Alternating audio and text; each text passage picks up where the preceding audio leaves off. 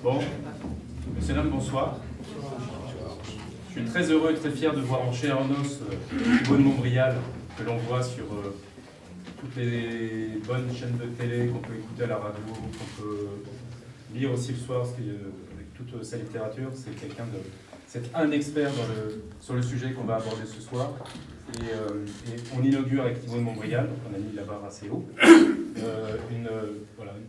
des réunions thématiques, puisque chez Nouvelle Énergie, on veut prendre de la hauteur par rapport au vrai sujet, de ne pas tomber dans le politiquement correct, dire les choses, et donc réfléchir, passer 1h30 à réfléchir et à se projeter avec vous, Thibaut. Avec joie. Donc merci.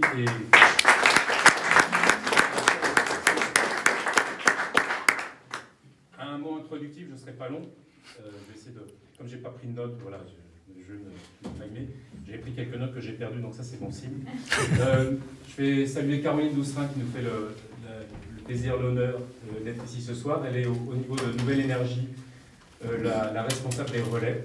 C'est elle qui a eu la bonne ou la mauvaise idée de me confier cette mission il y a à peu près 1 an. Et donc je tenais à te remercier de la confiance. Et si tu veux juste présenter très rapidement au niveau de la structuration, parce que les gens me demandent si on est où, ça a l'air d'avancer, mais où est-ce qu'on en est? Tu as fait un boulot considérable avec les relais en 1 an, donc je voulais te passer la parole, juste te dire qu'on vous dise où on en est au bout de quelques mois au niveau de la structuration du mouvement, du parti. Merci beaucoup Thomas. Alors, très rapidement, effectivement, pour vous donner des nouvelles de Nouvelle Énergie, effectivement la structuration avance, elle avance bien. Aujourd'hui, plus de 60 départements ont des relais très actifs qui animent le mouvement. On continue, hein. L'idée c'est évidemment d'aller complètement au bout, mais on est présent aussi outre-mer, on est présent chez les Français de l'étranger, et donc sur une bonne partie du territoire, avec voilà, une belle dynamique, un mouvement qui monte, avec la mobilisation de citoyens de la société civile, d'élus, des ateliers thématiques comme celui de ce soir qui se montent dans tous les territoires. Et puis une organisation nationale aussi qui se conforte avec l'inauguration de notre siège national le 3 octobre. Donc 69 rue des entrepreneurs dans le 15e. Je vous dis tout de suite, ça va être blindé, ça va déborder partout. Donc bienvenue pour surtout vivre ce beau moment ensemble. On a notre première salariée aussi en l'occurrence une directrice générale qui vient nous aider au quotidien à poursuivre ce maillage. Donc voilà, on avance bien dans une belle dynamique. David a évidemment un agenda bien chargé. Pour ceux qui ne savent pas, il y a à nouveau une élection à la présidence de l'AMF pour le mois de novembre. Bon, elle s'annonce beaucoup plus sereine que la précédente. Je crois qu'en 2 ans, il a largement marqué la maison et montré sa capacité de rassemblement, ce qui lui a permis de présenter une liste unique, pluripartisane et voilà, en douceur, on va dire, comme il sait le faire. Et donc, ça fait partie aussi de l'agenda des prochains moments. Alors, du coup, on va nous continuer à travailler, y compris sur le fond, y compris les soirs comme ce soir. Donc, voilà, merci beaucoup. Merci,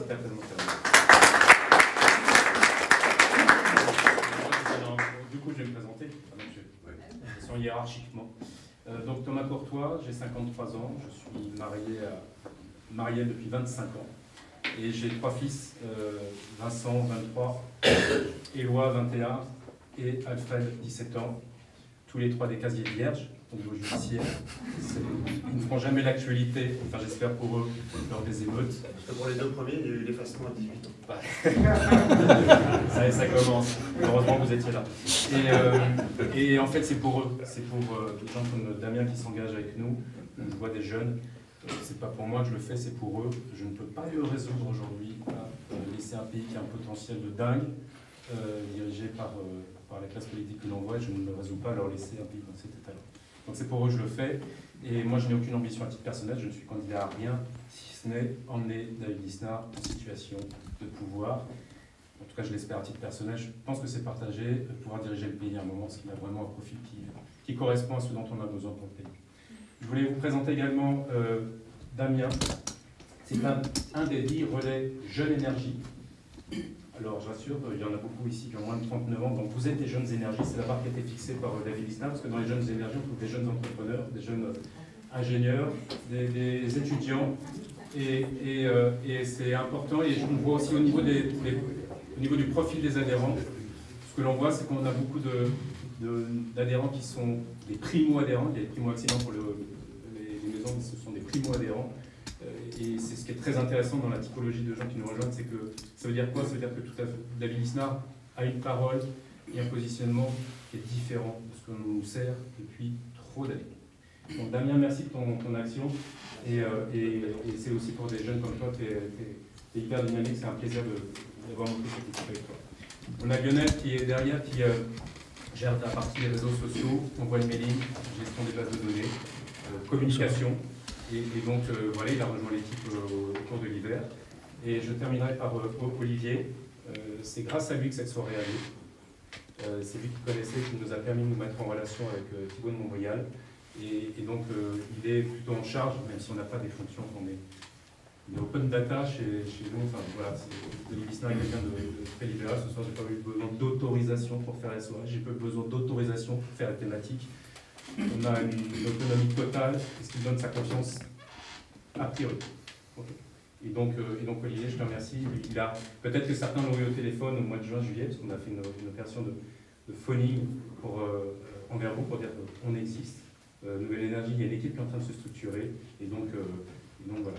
Un petit message avant que tu prennes le relais, justement, Olivier, c'est que parmi vous, il y a des adhérents et des non-adhérents. Le but, c'est de transformer les non-adhérents en adhérents et que tous les adhérents ont besoin de vous. David Lisnard, vous avez entendu, on a des moyens.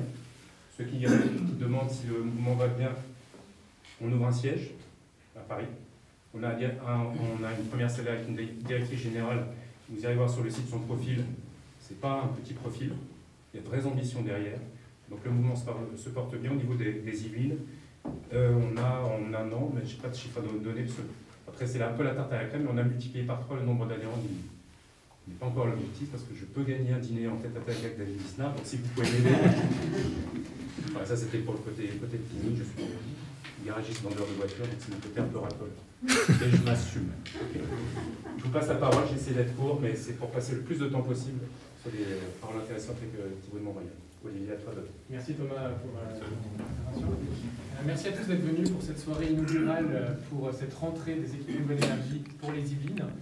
Ce soir, comme vous le savez, nous avons la joie de recevoir Thibaut de Montbrial. Merci beaucoup d'être venu parmi nous pour un sujet qui est assez important, surtout après les événements de juin 2023, donc il y a seulement 2-3 mois, où on a eu de graves émeutes partout en France. Et donc ce soir, on va parler spécialement des enjeux de la sécurité pour la France à la rentrée scolaire. C'est un sujet important et évidemment, nous avons un spécialiste en la matière que je vais présenter en quelques mots avant de lui laisser la parole. Alors, cher Thibaut, vous avez tout d'abord servi chez les parachutistes avant de devenir avocat au barreau de Paris en 1995. Vous êtes pénaliste et vous vous faites connaître principalement en défendant les forces de l'ordre ainsi que les victimes de crimes et de délits graves. On peut penser notamment à des attentats. Vous faites également du droit des affaires et de la diffamation pour, je vous cite, gagner un petit peu votre vie. Vous êtes également officier de la réserve opérationnelle de la Gendarmerie nationale et vous êtes donc rattaché à la direction générale de la Gendarmerie nationale où vous apportez vos compétences comme expert dans le domaine de l'usage des armes. Enfin, pour finir, face aux enjeux sécuritaires que nous connaissons en France depuis assez longtemps, vous avez choisi de créer le CRSI, le Centre de réflexion sur la sécurité intérieure, qui est une sorte de think tank qui a vocation de permettre aux différents professionnels de ce domaine de se rassembler pour, d'une part, se rencontrer, mais aussi échanger leurs différentes compétences et surtout contribuer au débat public et politique sur ces mêmes questions. Vous proposez des analyses et des propositions opérationnelles concrètes dans le débat public. Alors merci cher Thibaut d'être présent ce soir et je vous laisse la parole.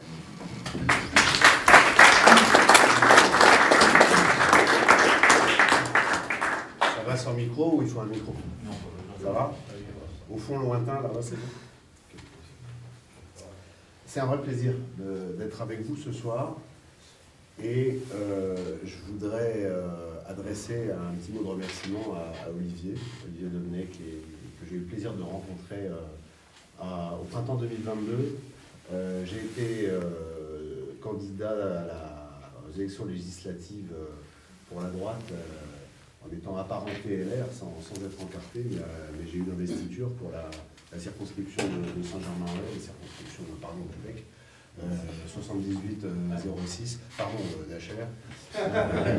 Et j'ai passé 5 semaines là-bas, absolument extraordinaire. Il y a eu une énergie qui, pour le coup, était aussi nouvelle, et qui fait qu'on a été quand même beaucoup inquiété, la députée macroniste sortante. Malheureusement, il y a une frange irréductible des hémoristes qui m'expliquaient que j'étais un mec formidable parce qu'ils étaient d'accord sur tout avec moi, mais qui ne voteraient pour moi qu'au deuxième tour. Je leur ai dit, vous voterez pour moi au deuxième tour, si j'y suis, j'y serai pas, si vous ne votez pas pour moi au premier tour. Résultat, les moins de 30 ans ont voté pour la NUPES au nom de l'écologie, et ça s'est joué à très peu de choses, mais ça a été une campagne formidable. Et je suis vraiment très très heureux de retrouver ce soir quelques-uns des piliers de cette campagne. Je ne vous cite pas tous, mais je vous ai embrassé, je vous embrasserai tout à l'heure. C'est une vraie joie de vous retrouver. Je voudrais dire aussi un petit mot pour vous dire le plaisir que j'ai de voir au premier rang ce soir un garçon qui est un garçon formidable, qui est très investi pour la droite, qui jouera un rôle dans les années à venir à droite. Il s'appelle Osman Nasrou. Il est...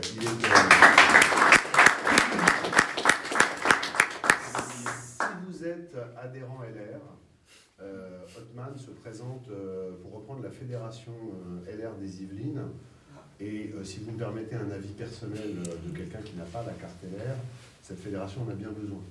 Donc n'hésitez pas à voter pour Othman. Et si vous appréciez Othman et que vous êtes de droite et que vous avez envie qu'il puisse peser dans le débat dans ces prochaines années, vous pouvez même adhérer à LR pour pouvoir voter pour lui. Othman est quelqu'un de très bien, et je suis heureux, Othman, que tu sois là ce soir. Plein de choses. On a plein de choses à faire ensemble dans les années qui viennent pour la France. Alors donc, la sécurité, comment tu as dit, à la rentrée scolaire. Bon, la rentrée scolaire, elle est faite. On a eu l'offensive des frères musulmans avec la Baïa, qui nous ont donné le ton.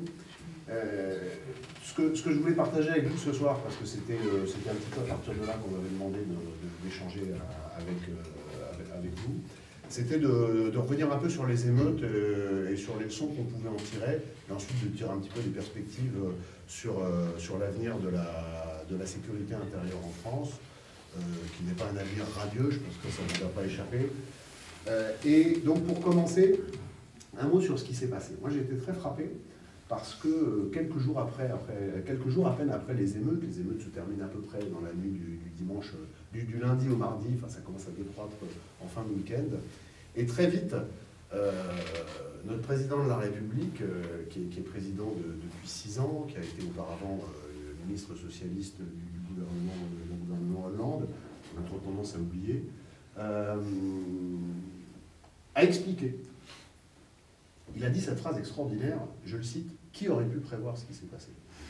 Alors cette phrase, je voudrais qu'on y revienne un instant, parce qu'elle est très intéressante, sachant que si elle avait été prononcée par un citoyen très éloigné des affaires publiques et très éloigné en particulier des affaires de sécurité, on aurait pu dire « Ah bah ouais, c'est un truc de dingue, le pays est calme, on va bosser, on rentre chez soi, si on a la chance de ne pas se faire agresser, tout ça, on rentre. » Et on regarde la télé, on va se coucher, et puis tout à coup, là, le pays s'embrase en 24 heures, on ne pouvait pas imaginer. Ça, c'est le citoyen lambda qui est tout exclu de ne pas s'intéresser au sujet. Mais le président de la République.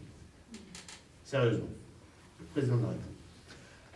Alors, qui aurait pu imaginer? Peut-être, par exemple, le président François Hollande, qui a dit dans le livre des journalistes d'Avé et l'Homme en 2015, un président ne devrait pas dire ça. Il a fait beaucoup d'entretiens en off, qui avait évidemment soigneusement vocation à se retrouver homme par la grâce d'une opération de promotion éditoriale. Et il y a tout un développement dans le livre, qui fait sur une demi-page, où François Hollande explique les craintes qui sont les siennes, pas comme citoyen qui observe, comme président de la République, sur la base des informations dont il dispose, sur l'état du pays, et il évoque un risque de partition. De partition. C'est-à-dire de séparation en deux de notre pays. Les mots ont un sens. Là, le risque de partition évoqué par un président de la République, c'est inédit dans l'histoire de France, à mon avis depuis toujours, en tout cas depuis l'histoire, depuis la Deuxième Guerre mondiale. Alors qui aurait pu imaginer ça? Ben, Gérard Collomb. Gérard Collomb, ministre de l'Intérieur, par intermittence, hein, parce qu'il passait 3 jours à Lyon, mais entre 2017 et octobre 2018, quitte Beauvau au bout de 16 ou 17 mois. Et là, vous savez comment se passent les passations ministérielles. Il est sur le perron de l'hôtel de Beauvau, il y a les journalistes, il y a les employés de l'administration du ministère qui le saluent. Et il est à côté de son successeur. Qui est son successeur? Vous allez me dire, parce que vous avez une bonne mémoire et qu'on se souvient à la fois des meilleurs et des pires, est-ce que c'était Castaner? En fait, non, ce n'était pas Castaner. C'était Édouard Philippe. Pourquoi? Parce que le président de la République a comme particularité, notamment, de mettre beaucoup de temps à faire des choix. Moi, je pense qu'un chef doit savoir choisir très vite, de savoir écouter et trancher. Ça, c'est un chef. Bon. Le président de la République, il écoute, il hésite, il réécoute, il hésite, etc. On est resté, la République française, dans un état délétère, est resté 15 jours sans ministre de l'Intérieur. Donc, celui qui a pris la place de Gérard Collomb, qui voulait, lui, pour le coup, aller définitivement rester à Lyon sans faire trop d'aller-retour de Lyon à Paris, parle à celui qui est en réalité le Premier ministre. Tous les détails sont importants. Et il explique cette phrase que vous connaissez maintenant parce que vous l'avez quand même resservi assez régulièrement. Il a dit qu'il avait découvert dans ce ministère une situation qui était catastrophique et il a dit « Nous avons vécu côte à côte, j'ai peur que ça se finisse face à face. » Ministre de l'Intérieur, sortant, qui dit ça? Là, dans un pays normal, ça provoque une crise nationale. Il le dit en plus au Premier ministre. Le Premier ministre fait tout de suite ce qu'il faut pour rassembler les gens, faire des réflexions, les états généraux. On cherche comment on a pu en arriver là et qu'est-ce qu'on peut faire pour en sortir. C'est la logique. Qu'est-ce qu'il peut y avoir de pire que la partition d'une démocratie? Qu'est-ce qui se passe? Rien. 15 jours sans ministre de l'Intérieur. Arrive le kéké de, je sais pas où, là, du 05, Fourcalquet, voilà, avec les gourmettes, la chemise ouverte et tout. Ministre de l'Intérieur, comme il ne connaissait rien, il a fait faire, heureusement, ils lui ont mis comme secrétaire d'État un type de grande compétence qui est Laurent Nunez, le préfet de police de Paris aujourd'hui, qui s'est en réalité qui a géré. Hein, mais bon, le ministre de l'Intérieur, c'est quand même le ministre de l'Intérieur. Et là, on a quand même un ministre de l'Intérieur qui a envisagé de faire mettre un genou à terre aux forces de police dans la cour de la préfecture de police de Paris au nom des Black Lives Matter, c'est-à-dire le mouvement d'extrême gauche américain qui est un mouvement raciste, qui est quand même extraordinaire. Alors heureusement, la raison a prévalu, mais le simple fait que l'hypothèse ait été envisagée montre que la raison avait quand même sérieusement vacillé. Qui aurait pu imaginer ce qui s'est passé? Ben, à peu près tous les policiers et les gendarmes qui travaillent régulièrement dans les cités, et en particulier beaucoup la police, puisque c'est plus une zone globe, généralement c'est plus des zones de police que des zones de gendarmerie. Si vous allez interroger ce qu'on appelle les baqueux, c'est-à-dire les fonctionnaires de police qui ont le courage de rouler dans des voitures qui sont souvent hors d'âge et qui se trimballent à 2 ou à 3 sous les regards haineux de gens qui les insultent et qui sifflent quand ils arrivent pour que les trafiquants déguerpissent 10 minutes le temps que la voiture passe, dans le meilleur des cas. Dans le pire des cas, ils tombent dans des embuscades. Si vous leur demandez leur avis, ils disent que c'est un miracle, que ça n'arrive pas plus souvent. Si vous leur demandez leur avis, ils vous expliquent qu'en France, à peu près tous les soirs, il y a des violences urbaines, dans une ou l'autre des cités, des grandes villes, des moyennes villes, etc. Ça dépend des petits accrochages locaux, des péripéties. C'est devenu un non-événement. Il y a aujourd'hui en France des faits de violence sur la voie publique ou de violence urbaine qui, il y a 15 ou 20 ans, auraient conduit à ce qu'on appelle des breaking news sur les chaînes info, qui auraient conduit à ce que tout s'arrête, qui auraient fait la une. Mais plus personne n'en parle. Aujourd'hui, on n'en parle pas. Vous avez des histoires hallucinantes dans les banlieues de Besançon, de Mulhouse, etc., qui ne sont pas traitées par la presse nationale. Il faut lire la presse quotidienne régionale que vous pouvez, par exemple, si ça vous intéresse, suivre sur les réseaux sociaux, si vous vous abonnez sur les comptes. Vous regardez le matin les comptes de la PQR, comme on dit, et là, vous avez des histoires de fous. Et encore, pour trop allonger la soirée, après on pourrait changer, mais on va parler de l'explosion des violences, des agressions, des 120 attaques au couteau par jour, etc. Tout ça, il y a 20 ans, ça faisait la une. Aujourd'hui, c'est le silence. C'est pas un silence pour cacher, c'est un silence d'indifférence, parce qu'en fait, c'est comme ça, et il y a une espèce de démission du politique pour prendre les mesures qui pourraient permettre de s'y opposer, et donc on laisse le bateau couler tranquillement, en espérant, parce qu'on est sur le 3e pont, que parce que l'eau monte du 1er au 2e, par une espèce de miracle et d'invocation de la Vierge ou de qui vous voulez, eh bien l'eau va s'arrêter juste au moment où elle va arriver à vos pieds, mais elle ne s'arrêtera pas. Elle ne s'arrêtera pas, c'est les lois de la physique, c'est-à-dire que ça va continuer de couler, et sauf à ce qu'il y ait un radical changement de manière de voir les choses, nous allons continuer à couler. Qui aurait pu imaginer, Monsieur le Président, par exemple, tous les scénaristes de livres ou de fiction de séries qui, de plus en plus, utilisent le malaise d'une partie de notre population, je reste poli, sur les violences, etc., pour en faire des fictions. Vous avez un film, par exemple, sur Netflix, que je vous recommande si ça vous intéresse, il est assez glaçant, il s'appelle Athéna. Allez voir Athéna. Athéna, ce qui est extraordinaire, c'est que c'est une histoire d'une émeute, et que pour le tourner, donc ça commence par le pillage d'un commissariat, et en fait, ils ont dû prendre des acteurs dans la cité pour tourner, et ça, en fait, ça a viré à l'émeute. C'est-à-dire qu'il y en a qui ont fait une émeute pendant le tournage de l'émeute. Histoire extraordinaire. C'est, voilà, Athéna. Allez voir Athéna.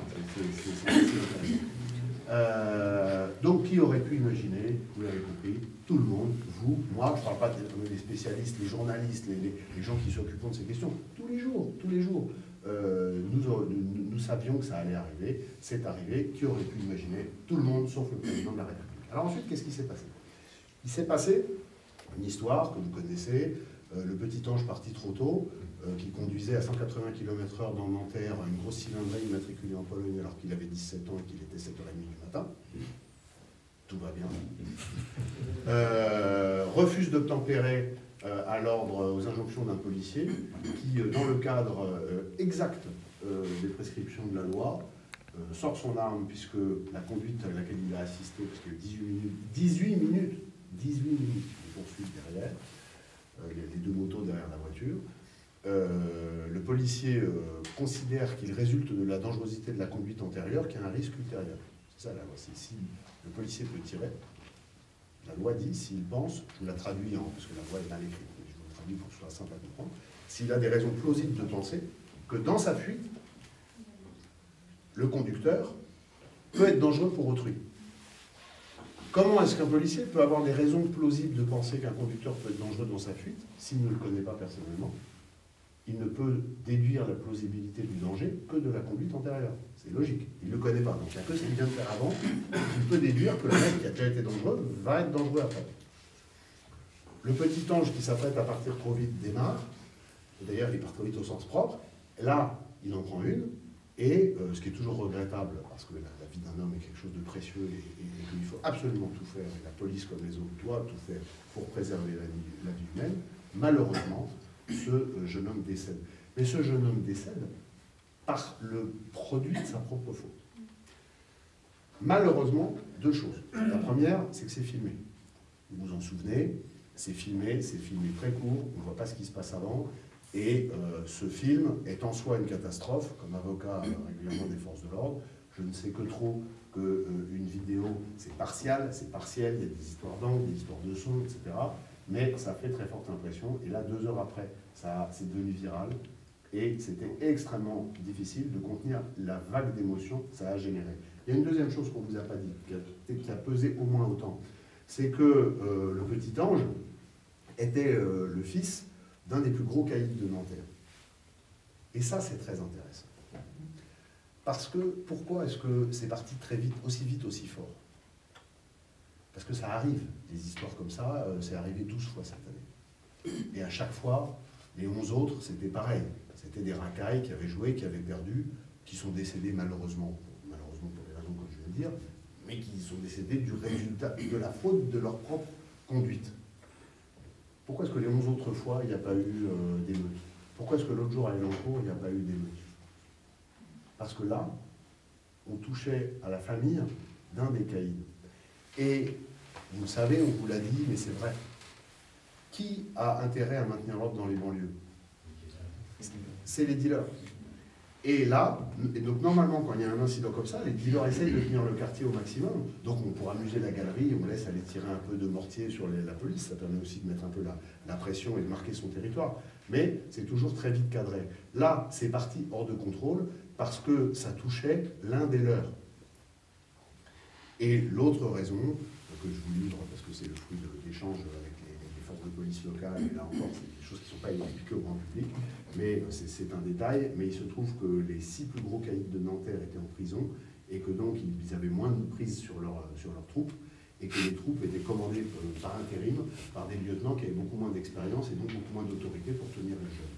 Donc c'est parti très vite à Nanterre, et comme c'est parti à Nanterre, c'est parti de façon virale. On nous a expliqué ensuite que finalement, alors toujours le président de la République, parfois, souvent, c'est même extraordinaire maintenant, le décalage entre ses analyses et la réalité, ça, franchement, c'est inquiétant. Il a expliqué que ça s'était finalement, tout s'était bien passé, d'ailleurs ça ne vous a pas échappé, tout s'est bien passé. Pourquoi? Parce que on a beaucoup mieux géré ça qu'en 2005. Alors là, les amis, il faut s'arrêter 2 secondes. On a beaucoup mieux géré ça qu'en 2005. Qu'est-ce qui s'est passé en 2005? En 2005, on a une affaire qui prend beaucoup plus de temps à partir, puisque au lieu d'avoir un fait instantané qui met le feu aux foudres directement, on a une affaire un peu filandreuse de 2 gamins qui font les cons et qui sont poursuivis par des policiers. Ils se réfugient dans un transformateur EDF, parce que bon, comme ils ont du mal à suivre à l'école, ils ne savaient pas que l'électricité c'était dangereux. Donc ils meurent dans des conditions, hélas, tragiques, en résultat de leur imprudence, ce qui n'est jamais une bonne raison pour mourir et ne le justifie évidemment pas. Et ensuite, contrairement aux souvenirs qu'on peut en avoir, les émeutes ne commencent pas tout de suite. Il y a 8 jours où ça gueule un peu, il y a des manifs, etc.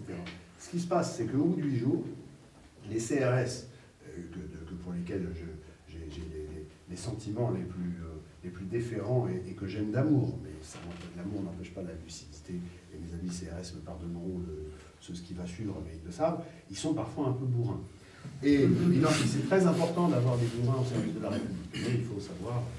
Et les CRS, comme tu le sais, j'y ai quelques amis et pas des moindres, rentrent dans une mosquée avec leur ambiance. Et en fait, c'est ça qui met le feu aux poudres.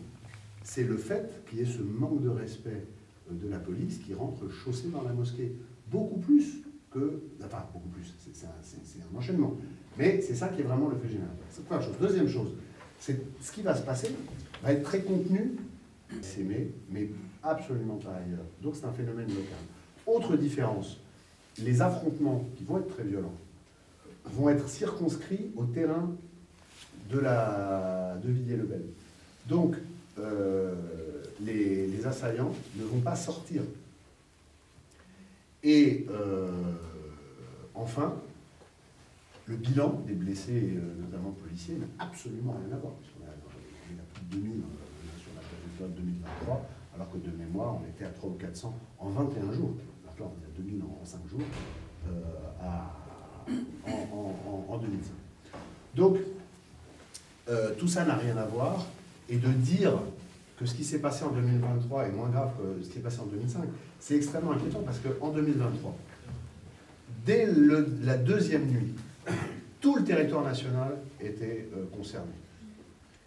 Il y a des endroits où ça n'a pas, où c'est pas parti en vrille, mais il y en a très peu, et c'est parti en vrille partout. C'est parti en vrille très vite avec une très grande intensité. Mais surtout, et ça j'insiste là-dessus, parce que c'est sans doute la chose la plus inquiétante pour l'avenir, c'est que moi, ma théorie, perso, après avoir beaucoup travaillé sur ce qui s'est passé dans le détail, avec des élus, avec des policiers, avec parfois des gendarmes, c'est que il y a eu cette vague d'émotions, mais ensuite, très vite, il y a des gens qui ont testé le système. Et il y a eu des actes coordonnés, ce qu'il n'y avait pas avant. Il y a eu notamment des attaques contre des CRS ou des gendarmes mobiles à 5 ou 6 heures du matin quand ils rentraient dans leur casernement. C'est-à-dire que des gens ont pris la peine d'étudier les itinéraires, d'étudier les adresses et de quitter l'endroit, les centres-villes où ils étaient en train de commettre des exactions, pour se replier se regrouper, aller sur le chemin de retour de la police ou de la gendarmerie et commettre des vraies embuscades. Et ça, c'est complètement nouveau, parce que ça, c'est de la technique de guérilla, au sens propre. La seule chose qui fait que ça n'est pas de la guérilla, et que j'emploie jamais le mot en public pour l'instant, et encore moins de guerre civile, c'est un point sur lequel il faut insister pour finir, c'est que les grands frères ont interdit aux plus jeunes de sortir les nombreuses armes de guerre qui garnissent abondamment nos belles banlieues et qui servent au quotidien pour que les bandes se tirent dessus les uns les autres. Ils ont interdit qu'elles soient utilisées contre la police ou la gendarmerie pour une raison très simple. C'est que l'emploi d'une arme à feu pour faire quelque chose de police ou de gendarmerie, c'est l'acte qui aujourd'hui en France déclenche les enquêtes les plus poussées et les plus agressives. Et ils le savent. Évidemment, il n'y a rien de pire pour le business que dans une cité, un policier ou un gendarme soit tué à la calache, puisqu'à ce moment-là, il y aura une telle présence dans les semaines suivantes que ce serait l'impossibilité absolue pour les équipes en charge de ce point de deal de continuer leurs affaires mafieuses. Il y a eu, c'est pas passé loin, à Nîmes, il y a un policier qui a pris une balle dans le gilet pare-balles. À Lyon, il y a eu des coups de fusil à pompe au plomb de chasse sur des CRS. Et quand on dit la police tue, l'extrême gauche qui dit ça, les associations scandaleuses qui sont là pour casser notre pays, quand elles disent la police tue, moi je vais dire une chose, la police non seulement elle ne tue pas, mais la police française, elle a une retenue absolument extraordinaire. Qu'est-ce qui s'est passé notamment à Lyon le soir où un certain nombre de voyous ont tiré à plusieurs reprises, 9 ou 10, au fusil à pompe sur des CRS. Donc quand vous êtes sur le terrain, c'est pas deux jours après quand il y a l'enquête. C'est-à-dire vous vivez une situation et vous la vivez à travers ce que vous percevez. L'action, c'est une affaire de perception. Et donc vous avez des gars qui arrivent à 10 mètres et qui tirent au fusil à pompe, donc ça fait beaucoup de bruit, ça fait pan, clac, clac, c'est très impressionnant. Et quand ça fait pan, clac, clac, ça ne vous apprend pas quel est le calibre utilisé, quelle est la munition. C'est-à-dire que ça peut aussi bien être, pour les connaisseurs de la Brenneck, du plomb de chasse, pour tuer du sanglier, auquel cas ça traverse toutes les protections balistiques de la police et ça tue à peu près partout dans le corps parce que c'est un effet choc, en particulier s'il y a une artère, pardon pour les détails techniques. Donc c'est une des munitions les plus dangereuses qu'on puisse utiliser, mais ça fait le même bruit si c'est du petit plomb, tout petit peu moins, diront les puristes. Mais... Donc, et là en fait ils ont tiré au petit plomb. Pourquoi est-ce que les policiers ont été d'une vertu extraordinaire? C'est que, au lieu de se dire on est engagé au fusil à pompe, on est dans le cadre de la légitime défense, et il l'était. Donc on riposte avec nos armes létales. Ils ont attendu d'être sûrs, attendu de voir si parmi eux il y avait des blessés ou des tués qui auraient pu leur apporter la preuve. C'est-à-dire qu'ils ont fait preuve d'un sang-froid extraordinaire, puisque sous le feu, puisque ça s'appelle être sous le feu, ils ont maintenu leur discipline à eux de riposte pour ne pas commettre l'irréparable et tuer, même en légitime défense, des voyous qui, du coup, n'auraient pas utilisé une arme. Et encore une fois, en droit, ça ne changeait rien. Mais, par contre, ça faisait basculer tous les gens. Et c'est donc grâce à la très grande retenue de la police et de la gendarmerie que nous n'avons pas vécu pire. Maintenant, les suites. Ça s'est arrêté vite grâce à mon analyse, à deux facteurs. Le premier, et il faut le dire, parce que quand c'est pas bien, il faut critiquer, mais quand c'est bien, il faut le dire aussi. Je le dis sur les plateaux, je vous redis ce soir, Gérald Darmanin a aussi bien géré cette affaire que possible. Il a pris un risque politique, il a mis très vite 45 000 policiers dans la rue, c'est un risque, parce qu'on était à l'os, et je vous le dis, si ça avait duré 2 jours de plus, c'était débordé. Effectifs épuisés, et surtout munitions intermédiaires épuisées. Et ça, c'est beaucoup plus grave. Heureusement que les voyous n'ont pas eu conscience du fait que la plupart des forces de police locales n'avaient plus rien le 6e jour. Mais heureusement, ça s'est arrêté à ce moment-là. Ensuite, il a mis sur le terrain, il a été beaucoup critiqué.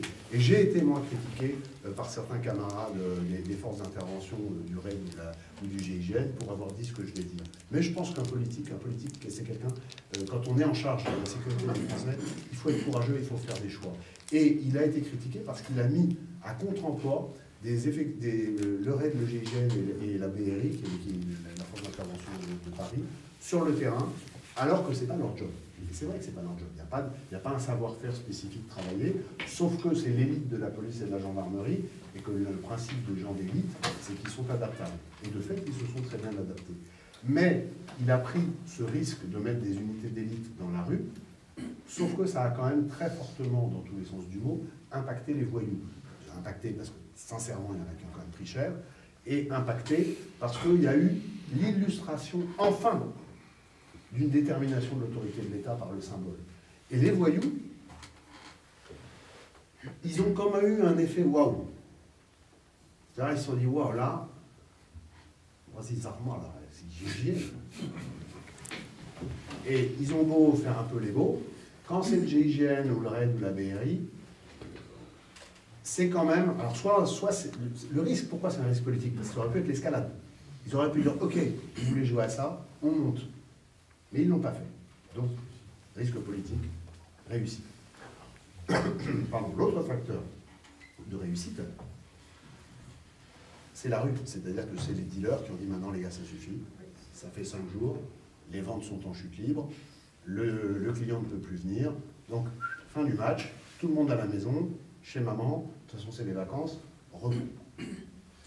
C'est très intéressant, parce que ça nous ramène au séparatisme, ça nous ramène aux deux France. C'est-à-dire qu'il y a des territoires aujourd'hui, on peut estimer qu'il y en a 1000, 1500, parfois c'est que 2 barres d'immeubles, hein, c'est pas forcément des très grands territoires en étendue.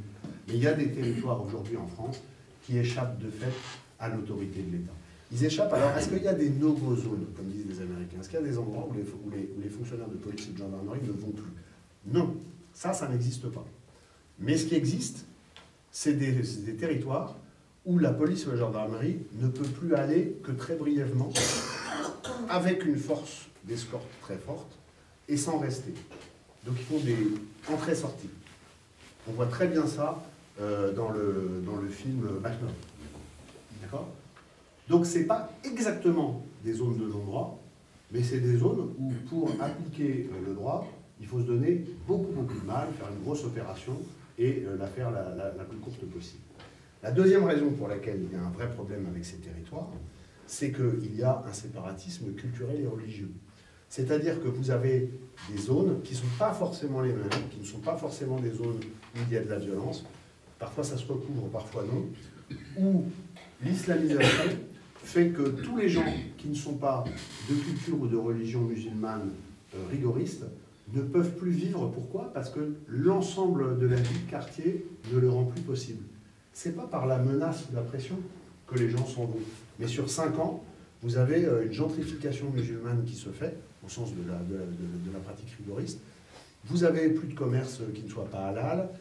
Vous avez donc celui qui n'est pas musulman finit par sentir qu'il n'a plus rien à faire là, puisqu'il se retrouve tout seul. Et ça se fait petit à petit.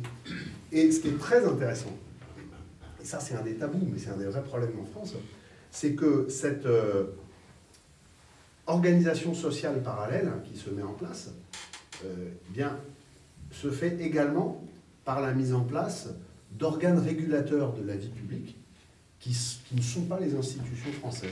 Par exemple, vous avez des mini-tribunaux de la charia qui vont régler les différends entre commerçants, qui vont régler les problèmes dans la famille. Donc, c'est une administration parallèle, embryonnaire, hein, elle n'est pas du tout organisée au niveau de l'État, etc. Heureusement, ça, vous le sauriez. Mais ça veut dire que de plus en plus, vous avez comme ça des micro-territoires sur lesquels la France est en train de perdre le contrôle. Alors, vous allez me dire, comment est-ce qu'on sort de tout ça? Je vous répondrai là, parce que je ne veux pas faire 3 heures.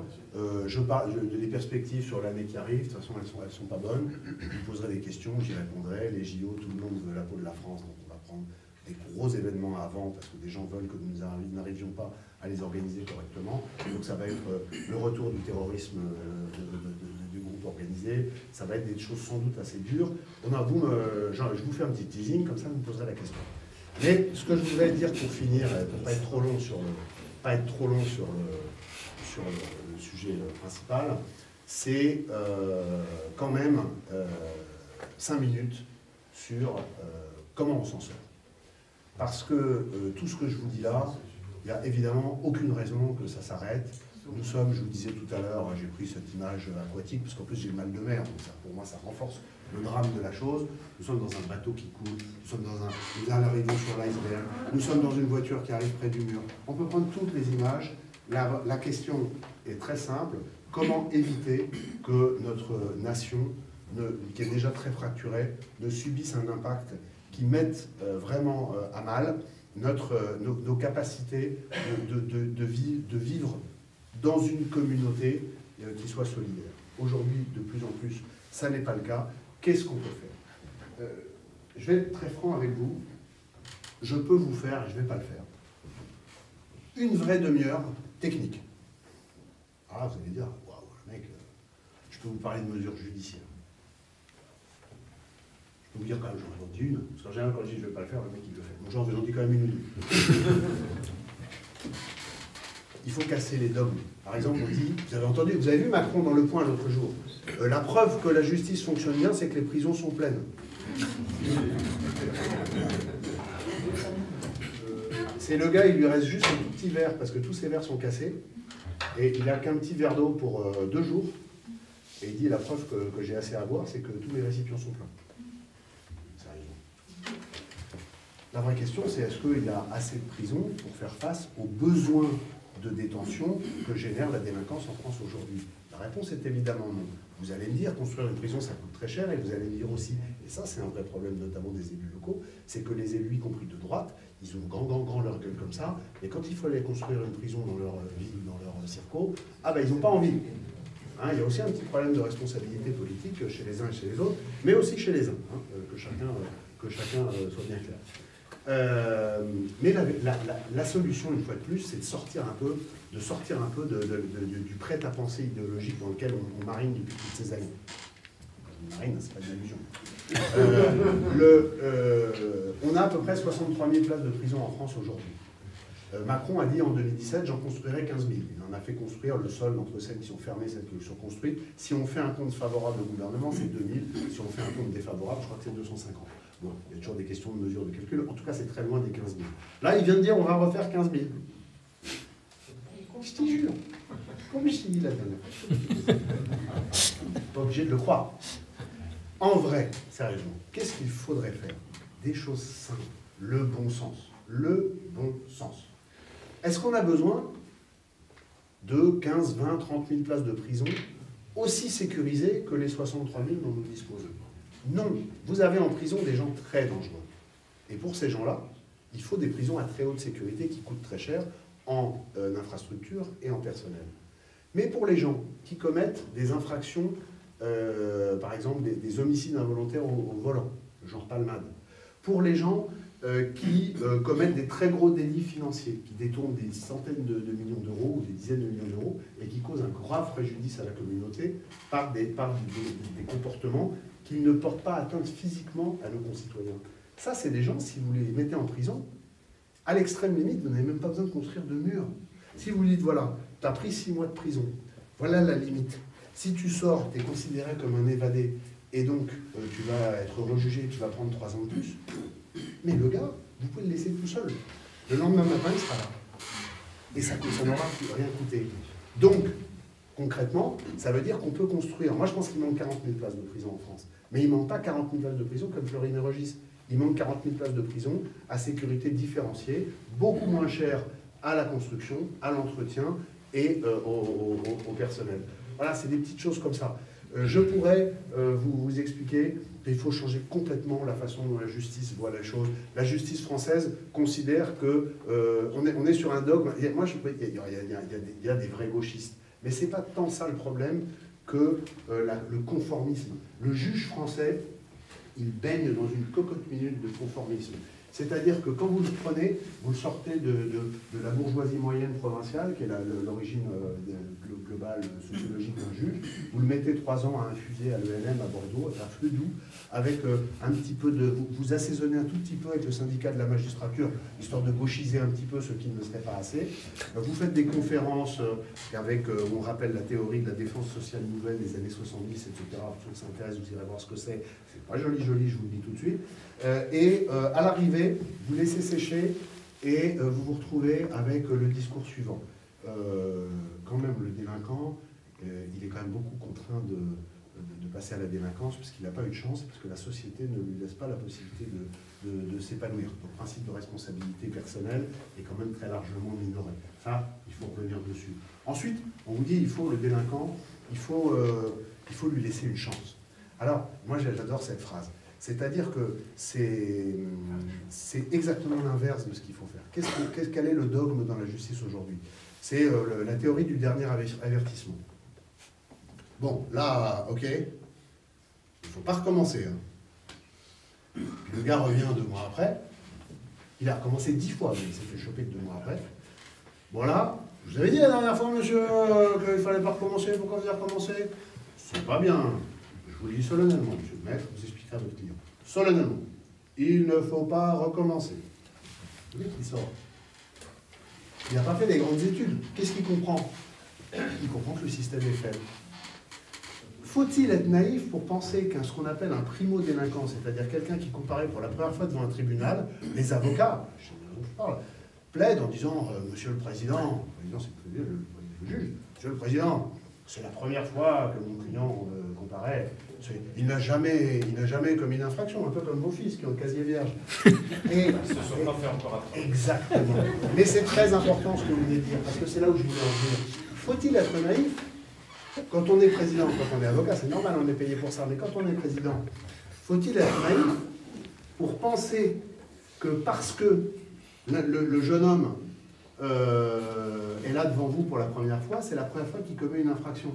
Quand vous demandez au gars, vous dites alors mon ami, alors Jean-Charles, je change les prénoms comme dans la presse, alors Jean-Charles, tu as commis, c'est pas bien, tu as volé, c'est pas bien, c'était la première fois. Bon, alors, c'était la première fois, donc c'est très bien. Et en fait, c'était la 15e. Donc, ce qu'il faut comprendre, et sérieusement, c'est très sérieux, c'est que ce que nous considérons, nous, les intellectuels, nous, les juristes, nous, les politiques, les gens qui réfléchissons à ça, on se fait mal au cerveau à force de réfléchir. Comment on pourrait faire pour cette population délinquante qu'on ne comprend pas, etc.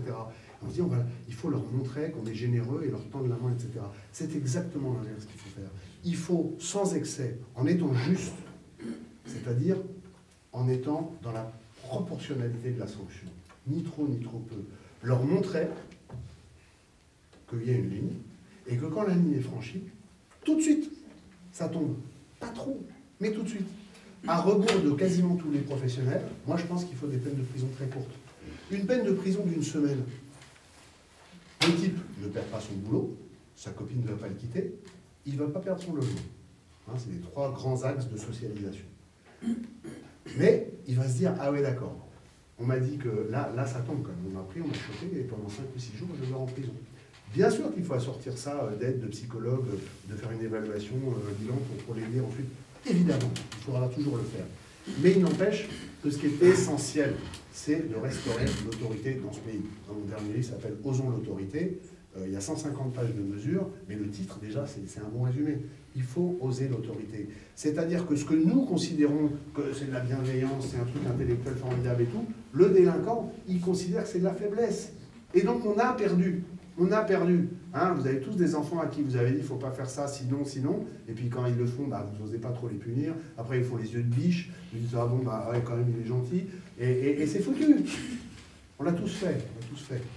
Mais quand c'est les enfants et quand c'est pour les trucs d'éducation, c'est pas très grave. Quand la famille tient à peu près la route. Mais quand il n'y a pas de famille, quand tout est déstructuré, quand tous les piliers de l'autorité en France se sont effondrés, c'est extrêmement grave, parce que tout ce qui reste, c'est l'autorité de l'État. Et quand le jeune, la réforme Dupond-Moretti, c'est extraordinaire, Dupond-Moretti, ça parle, alors Dupond-Moretti, c'est pas extraordinaire, mais la réforme Dupond-Moretti, ça parle d'une bonne intention. Il dit, parce qu'avant, les jeunes, ils passaient devant le juge, et déjà, ils passaient devant le juge 3 semaines à 1 mois après avoir été en garde à vue. Quand ils étaient en garde à vue, hein, mais je ne complique pas. Donc, ils ne comprenaient plus. 3 semaines après, le mec, il avait oublié. Comme il en avait fait 3, 4 fois entre-temps, il ne savait plus pourquoi.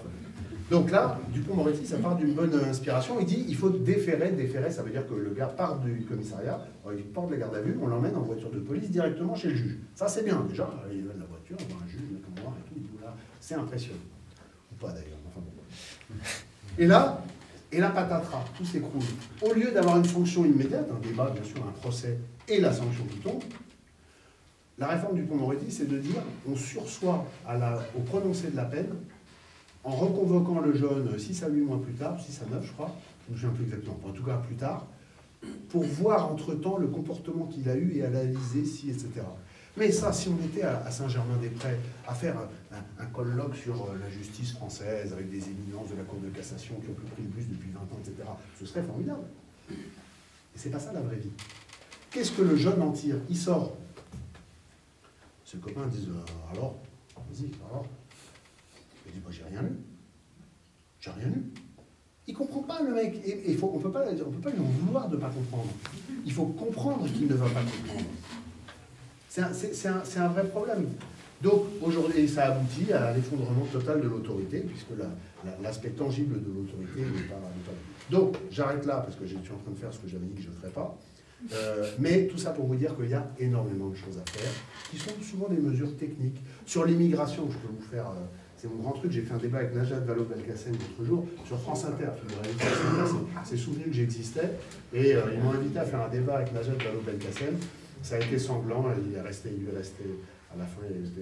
Le seul argument qu'elle avait, c'est de dire que je faisais des fake news, alors que je sortais que les chiffres de l'INSEE du ministère de l'Intérieur. Bref, l'immigration, on pourra en parler si vous voulez sur les questions, ce qui est pour moi aussi la mère de toutes les batailles, puisque des problèmes ethnoculturels, sécuritaires et sociaux qui sont liés à l'immigration, qui est aujourd'hui un problème majeur. Mais là où je veux en venir pour conclure, et vous donner quand même un message d'espoir, c'est que tout va mal, mais tout n'est pas foutu. Il faut y croire. Il faut y croire parce que ce qui manque dans ce pays, ce ne sont pas tant des mesures que le mélange de deux vertus, qui sont des vertus que vous connaissez au quotidien. Chacun à la place qui est la vôtre, chacun dans votre vie personnelle, chacun dans votre métier, chacun à la hauteur de ce qui est exigé parce que vous rencontrez tous les jours. C'est du bon sens et du courage.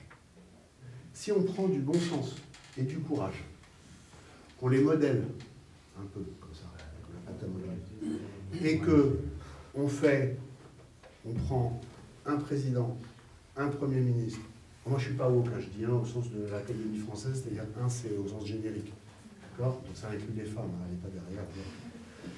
Un président, un premier ministre, des ministres régaliens, qui ensuite assument le fait de donner des instructions, par exemple le ministre de l'Intérieur à ses préfets, par exemple le garde des Sceaux à ses procureurs, et que main dans la main, les différents services de l'État en charge de la chaîne qui concourt à la sécurité des Français, c'est-à-dire l'Intérieur, la justice, mais également la défense, mais également le ministère de l'économie par les douanes, etc. Tous ceux qui comptent, si tout ça est repris en main, avec des discours de fermeté simples, mais suivis d'effets, c'est-à-dire qu'on n'annonce pas des choses qu'on ne fera pas. On ne dit pas, comme Marine Le Pen, on va interdire le voile en France. Parce que c'est très bien d'interdire le voile. Hein. Moi, vous savez ce que j'en pense, et si vous ne savez pas, c'est très facile à comprendre. J'ai écrit 2 livres sur lesquels je parle de ça, et si vous n'avez toujours pas compris, il suffit de regarder ce qui arrive aux femmes en Iran. Mais sauf qu'on se fait plaisir. Si on disait demain, on va interdire le voile, bah, les islamistes, ils diraient, bah, vas-y garçon, ok, interdit le voile. Le lendemain, vous avez 500 000 nanas en voile partout en France, dans la rue, etc. Vous faites quoi? Vous allez en arrêter 500 000? Non, vous n'allez pas le faire. Et il n'y a rien de pire que d'annoncer des choses qu'on ne fait pas. Ça, c'est quelque chose qu'il ne faut absolument pas faire. C'est du bon sens. Donc, ce n'est pas la peine d'aller chercher des mesures hyper complexes qu'on n'arrivera pas à mettre en œuvre. Il faut changer l'état d'esprit dans ce pays. Quand je vois que sur l'immigration, sur la sécurité, tous les sondages donnent entre 70 et 85% des Français favorables à des règles techniques plus dures, et que pour autant, le gouvernement ne le fait pas, et que parfois, vous allez me dire, je l'aime bien, mais c'est vrai que j'ai beaucoup d'indulgence pour lui, et c'est compliqué. Gérald Darmanin aimerait bien, ses équipes aimeraient bien, mais que la justice, ça ne marche pas comme ça, parce que la justice, ça va dans un sens, et l'intérieur, ça va dans un autre, qu'on a une socialiste en chef comme première ministre, et on a un socialiste qui s'ignore à l'Élysée, ça ne peut pas marcher. Ça ne peut pas marcher. Un jour viendra où il faudra tout réaligner, avec du bon sens, avec du courage. Et je vous le dis très simplement, ce jour-là, vous pourrez compter sur moi. Moi, aujourd'hui, je pourrais tranquillement rentrer chez moi j'ai 55 ans, la vie est belle, mes enfants sont grands, terminer l'éducation, vas-y, réussis ta vie ou ne la réussis pas, je t'aime et je serai toujours derrière toi, mais c'est plus mon problème direct, je gagne très bien ma vie, je dirige un des meilleurs cabinets d'avocats de France, d'ailleurs si vous appelez de ma part mes associés, ils vous feront un prix, et j'ai une femme que j'adore, avec qui je passe des week-ends merveilleux, donc je pourrais m'en laver les mains, faire le pouce qu'il a. Et bien moi je ne m'en lave pas les mains, parce que quand je passe dans les villages de France, quand je vois les monuments aux morts, quand je vais à Verdun, quand je vois Douaumont, quand je vois tous ces Français qui sont morts, eux, le courage qu'on leur demandait d'avoir, c'était de sortir de la tranchée. Ils savaient qu'ils avaient 10 minutes avant le coup de sifflet, et peut-être qu'après le coup de sifflet, il restait 20 secondes. C'est pas ça qu'on nous demande. C'est pas ça qu'on demande à nos ministres. C'est pas ça qu'on demande à nos députés. C'est même pas ça qu'on demande à nos policiers. Et pourtant, nos policiers, ils en ont du courage, même s'ils sont un peu découragés aujourd'hui, d'avoir que le choix entre l'hôpital et la prison. Moi, je ne me résoudrai pas à ça. Jamais. Ça m'amènera là où ça doit m'amener, à des responsabilités, à des ennuis, à la gloire, à la prison, à la morgue. Je ne sais pas où ça m'emmènera. Mais il y a une chose qui est sûre, c'est qu'on ne pourra pas dire que j'ai rien fait. Et franchement, je compte sur vous, parce que tout seul on n'est rien, pour que tous ensemble, on ne puisse pas dire, que nos enfants ne puissent pas nous dire, vous saviez, parce que nous savons. C'est pas comme Macron qui dit qu'il aurait pu savoir, qui aurait pu voir. Nous savons. Ils ne pourront pas nous dire, tous les gens que nous aimons et qui nous regardent, vous saviez et vous n'avez rien fait.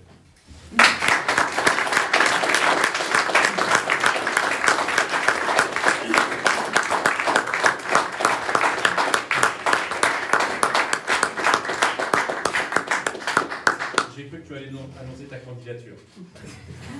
C'est un peu tôt, non? Oui, c'est un peu tôt. Je me vois tellement dans tout ce que tu dis, j'adhère à 100%. C'est aussi, je le disais, on ne s'est pas consulté par rapport à mes gamins. Voilà, je ne le fais pas pour moi, je le fais pour eux. Et merci pour cet exposé. Ça pourrait, évidemment, il y a tellement de choses à dire, ça pourrait durer 3 heures. Je vous propose de profiter de la présence de Thibault de Montréal pour lui poser des questions. Moi, je vais poser la première, parce que c'est souvent la première qui est je ne suis pas la plus dure, mais on parle souvent de manque de moyens. Tu disais, il faut du bon sens et du courage. On parle quand même de moyens, donc de gros sous. Est-ce que c'est vrai? Est-ce que tu te dis déjà, on a déjà suffisamment... La volonté politique suffirait déjà dans un premier temps? C'est une... on ne s'est pas concerté, hein, mais c'est une très bonne question. Effectivement, la première étape, c'est la volonté politique. Aujourd'hui, avec la volonté politique, on pourrait déjà changer beaucoup de choses. Néanmoins, là où tu as profondément raison, c'est que tout l'appareil d'État est dans un état de délabrement absolument terrible. Les commissariats, les gendarmeries, alors il y a des choses qui changent petit à petit. Le budget de la justice a pas mal augmenté, le budget de la police a pas mal augmenté. Ce sont des réalités, ça ne sert à rien de faire comme si ce n'était pas vrai. C'est vrai.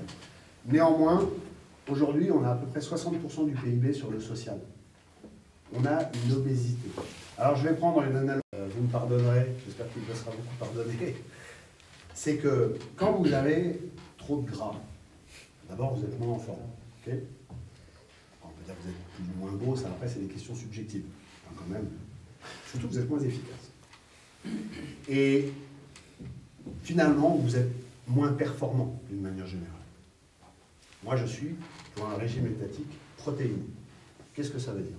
Ça veut dire qu'il faut enlever le gras. Par contre, il faut garder les muscles. Je pense que l'État français maternel, l'État français obèse, l'État français qui s'occupe de tout, l'État français qui veut vous expliquer comment il faut vivre, comment il faut faire, l'État, c'est insupportable. L'État s'immisce aujourd'hui dans votre vie, dans l'éducation de vos enfants, bien au-delà, et d'ailleurs, c'est pas bien au-delà de ce que devrait être le rôle de l'éducation nationale, c'est d'ailleurs sur des sujets à la place des sujets fondamentaux que sont l'apprentissage des savoirs essentiels. François-Xavier Bellamy en parle très bien. C'est le régalien. Le premier rôle d'un gouvernement, c'est d'assurer la sécurité de sa population. C'est le premier. Le deuxième, c'est le premier. C'est la première chose. Quand les sociétés ont commencé à s'organiser, il y a 10 000 ans, quand il y avait deux tribus qui se rencontraient, en général, ils commençaient par se battre. Mais quand finalement ils étaient fatigués et puis qu'ils voyaient qu'à trop se battre, l'une des deux tribus risquait l'extinction, ils essaient de voir comment est-ce qu'ils seraient mieux ensemble que séparés. Et le critère, c'était est-ce qu'on sera plus en sécurité. Quand ça a commencé à s'organiser, chacun ne pouvait plus combattre, etc. Donc il a commencé à y avoir une organisation. Et c'est comme ça que les groupes structurés se sont développés, qu'on a alloqué à des États. C'est que le citoyen délègue à l'État sa sécurité en contrepartie des impôts qu'il paye. Mais aujourd'hui, les impôts que vous payez, ils servent à quoi? Quand vous regardez tout ça, prenez un mot, c'est l'occasion de dire un mot sur l'immigration par le prisme de la question que tu poses. Moi, je suis frappé par un argument que personne n'aborde jamais. Beaucoup de gens, et vous en êtes, vous, les témoins dans votre vie quotidienne, se plaignent du délabrement des services publics français en 20 ans. On avait, franchement, je pense, les meilleurs services publics au monde, globalement. Un service aux gens, la poste dans les coins les plus reculés, des chemins de fer qui desservaient, désenclavaient des endroits ruraux, etc. Aujourd'hui, qu'est-ce qui reste? Il reste un postier habillé comme un combattant de l'apocalypse qui débarque à je ne sais pas à quelle heure avec le courrier d'il y a 4 jours. Vous allez faire la queue, vous allez à l'hôpital, on ne vous prend plus parce que les urgences sont fermées, parce qu'il y avait 3 médecins, il y en a un qui est malade, l'autre qui a fait un burn-out, et le troisième qui a 27 personnes qui attendent. Aujourd'hui, ça ne fonctionne plus. Une des raisons pour lesquelles ça... Il y a plein de raisons, hein, on ne va pas repartir pour 3 heures, mais il y en a une. C'est que tous les ans, en France, on fait rentrer à peu près 450 000 personnes légales. La ville de Toulouse. Tous les ans, il y a une soucoupe volante qui se pose en France, c'est la ville de Toulouse. D'accord? Entrée légale. Combien, chaque année, est-ce que la France renvoie d'étrangers en situation irrégulière, soit par départ volontaire, soit par départ aidé, c'est-à-dire que vous payez pour qu'ils partent, soit par expulsion? Donc vous avez 470 000 d'un côté, 472 exactement. Combien il y en a qui partent? 19 000. Donc vous avez la ville de Toulouse qui arrive et le stade de Toulouse qui s'en va. Non mais, les images sont éloquentes, d'accord? Année après année. Bilan Macron, premier quinquennat, 1 600 000 visas première entrée. 1 600 000. C'est-à-dire que si c'était une ville, ce serait la 4e ville de France. Vous vous rendez compte? Une fois qu'on a dit ça, les services publics, ils sont formatés pour la population française qui paye, qui contribue, etc. Quand vous injectez comme usager du service public, à chaque fois, des centaines de milliers de personnes en plus, sans redimensionner les capacités, les gens ne peuvent pas. Si certains d'entre vous sont commerçants, vous avez de quoi accueillir, de quoi nourrir, vous êtes boulanger, vous avez une clientèle, vous avez 300, je dis n'importe quoi parce que je ne suis pas boulanger, peut-être que je dirais une bêtise, vous avez de quoi faire 300 pains. Et vous savez que par rapport à votre quartier, à l'heure, au jour, ben, ça va être entre 280 et 320. Donc vous faites vos pains, etc. Si un jour il y a un colloque à côté, ben, il y en aura un peu plus, et puis si c'est des vacances, il y en aura un peu moins. Tout à coup, vous avez 200 mecs en plus qui viennent. Et vous ne pouvez pas les fournir. Donc il n'y aura pas assez à manger pour tout le monde. Et on va dire, mais vous êtes un mauvais boulanger, vous êtes un salaud, vous êtes un raciste. On va venir vous péter la vitrine, après on va dire que c'est de votre faute si vous avez pété la vitrine. Mais c'est un peu ça ce qui arrive en France. Donc, la réponse, je m'éloigne un peu, je reviens à la question. Régime protéiné, plus de muscles, le régalien, la sécurité au sens large, l'éducation, la défense, la santé, parce que pour moi ça c'est régalien, l'énergie qui a été cassée par Hollande, Édouard Philippe et Emmanuel Macron. Ça, alors là, il ne faudra pas l'oublier. Hein. Édouard Philippe, il ne faudra pas l'oublier sur le nucléaire, s'il vous plaît.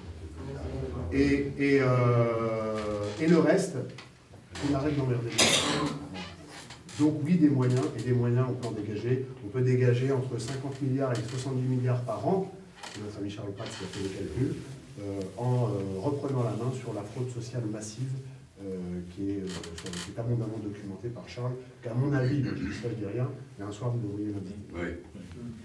Juste avant de vous passer la parole, j'ai l'impression d'entendre David Lisnard, ils ne se sont pas consultés, mais si vous prenez ces dernières interventions qu'on voit sur ces news, la mère des batailles, c'est la réforme de l'État, parce que c'est déjà découle tout le reste, et c'est ce qu'il fait lui sur la ville de Cannes, en prenant l'efficacité, il utilise des méthodes qu'on peut utiliser en entreprise, c'est pas un gros mot, on peut les appliquer à l'administration sur des objectifs de résultats, sur des CAPEX et tout un tas de sujets comme ça, appliqués à l'État en lui-même. Ça fait partie des grosses promesses de Macron version 1 et qui, aujourd'hui, on voit la courbe de la dette de la France qui explose. Qui a des questions, on posera, voilà, je vais faire son micro, allez-y, je n'ai pas de micro. Non, ça va. Bonjour, je suis un entrepreneur dans l'innovation. J'ai une question. Merci pour la lecture que vous avez faite du passé et d'un futur. Ma question est la suivante. On a encore 4 ans avant que ça change. Donc la lecture du futur que vous avez, c'est une lecture si on commençait demain matin. Sauf qu'avec 4 ans de plus, qu'est-ce que vous pensez de ce qu'on va être capable de faire dans 4 ans, dans le meilleur des cas? Vous voulez vraiment que je me mette à pleurer? Non, vous avez dit que c'était... Vous avez hélas raison. Alors, là, on va faire, c'est très difficile de parler du futur parce qu'on n'a pas la boule de cristal. Néanmoins, il y a plusieurs manières qui permettent d'appréhender le futur. La première, c'est de prendre en perspective tous les éléments dont on dispose et de procéder à une analyse parce qu'on sait, parce qu'on a ses compétences, etc. La deuxième, c'est de prendre des trajectoires, puis on arrête la photo, et il y a une courbe, il y a une tendance. Ça remonte, ça descend. Mais quand on se retrouve 10 ans après, parfois il y a des retours de courbe, etc. Donc c'est toujours hasardeux. Donc, moi je vais vous dire avec beaucoup de simplicité et d'humilité ce que je pense moi, mais ça n'a pas beaucoup plus de valeur que le fait que ce soit mon analyse. Je pense d'abord que l'année qui vient, ça va être une année bizarre. Pourquoi? Parce que vous l'avez compris, et si vous ne l'avez pas compris, vous allez vite le comprendre, on va vous matraquer que c'est l'année des JO. Et il faut que vous compreniez une chose, c'est que Emmanuel Macron est obsédé par les JO. C'est-à-dire qu'il a conscience, et je pense que c'est vrai, pour le coup il a raison, que la trace qu'il laissera, le souvenir qu'on aura de ses 10 ans, s'il l'est fait, je vais le dire, ce sera ce grand moment où la France aura été le centre du monde et où ça aura été vraiment ce symbole de fraternité formidable et de fête comme chacun le perçoit déjà. Ça implique, et parallèlement, politiquement, c'est les dernières élections nationales avant la présidentielle. Je mets les municipales à part exprès. C'est très particulier, les municipales. Je parle évidemment des élections européennes du 9 juin. Donc, l'été prochain, vous avez une échéance électorale importante et une échéance sportive, mais on va dire, ça dépasse très largement le sport, une échéance d'ampleur nationale absolument cruciale. Sur le plan politique, comme Macron ne peut pas se représenter, les partis vont faire leur sauce comme ils l'entendent, mais c'est la dernière prise de température réelle, hors sondage, de l'état des forces avant les 2 ans et demi qui restent pour qu'il y ait une articulation en vue de la présidentielle. C'est pour ça que Darmanin recommence à dire qu'il est de droite. Parce que le macronisme, c'est fini en juillet ou en septembre. Alors, il fera semblant, mais en vrai, ce sera fini. Et il y aura les chapelles qui vont commencer à s'organiser, etc., etc. Moi, ma conviction, pas une conviction, c'est mon intuition. Conviction, c'est des valeurs, c'est des choses auxquelles je crois, etc. Là, l'intuition, c'est ça. Quand je vais en France pour des procès, des conférences, etc., je rencontre plein de gens. Et les gens me parlent, c'est le plaisir de faire ce que je fais. Et j'entends, et je l'ai beaucoup entendu pendant ma campagne législative, une exaspération croissante, et quand je dis croissante, elle est déjà bien haute, envers tout ce qui symbolise les politiques traditionnelles. Alors c'est déjà ce qui avait permis l'élection d'Emmanuel Macron, souvenez-vous. Sauf que là, les gens sont comme bien fait couillonner, hein, ça ne veut pas qu'il y aura une unanimité là-dessus. En tout cas, 80% des gens le pensent, que ce soit qu'il soit à l'extrême gauche ou à l'extrême droite, c'est intéressant. Donc, mon intuition, c'est que quand vous prenez par exemple la liste des candidats qui sont proposés dans le sondage qui est sorti aujourd'hui, je sais pas, il y en a 10 dessus. À mon avis, si on en a 2 ou 3 qui sont vraiment candidats, on est au bout du monde. Ça va être des têtes nouvelles. Ça va être des têtes nouvelles, les gens vont vouloir du neuf, etc. De voir des gens qui étaient ministres en 2007, imaginer qu'ils peuvent être candidats en 2027, moi je n'y crois pas. Je me trompe peut-être. Il y en a parmi dans le lot, il y en a que j'apprécie, avec qui je m'entends bien, que je discute. Mais je ne pense pas que la France, dans l'état où elle est, se renouvellera avec des gens d'il y a 20 ans. Quand je vois On dira du mal des noms individuels tout à l'heure en sortant, mais il y a quand même, on entend des noms sur les listes européennes éducatives qui font frémir, qui ont été formidables quand j'étais à la fac. Donc, non, mais c'est un vrai problème, le renouvellement des élites. Vous prenez la vie politique américaine qui a plein de défauts, mais pas celui de ne pas renouveler ses élites. Ensuite, Biden est un contre-exemple, mais qui s'écrit, mais ne partons pas sur les États-Unis. Trump est un renouvellement de la vie politique, il est apparu très tard. C'est pas une question d'âge, c'est une question de nouveauté politique. Par contre, Biden, vous avez raison, c'est un contre-exemple. Je reste sur la France. La France, l'autre question, c'est est-ce que ça va durer 4 ans? Moi, je pense pas.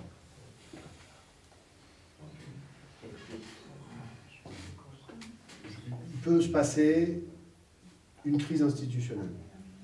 Il peut se passer un attentat très grave.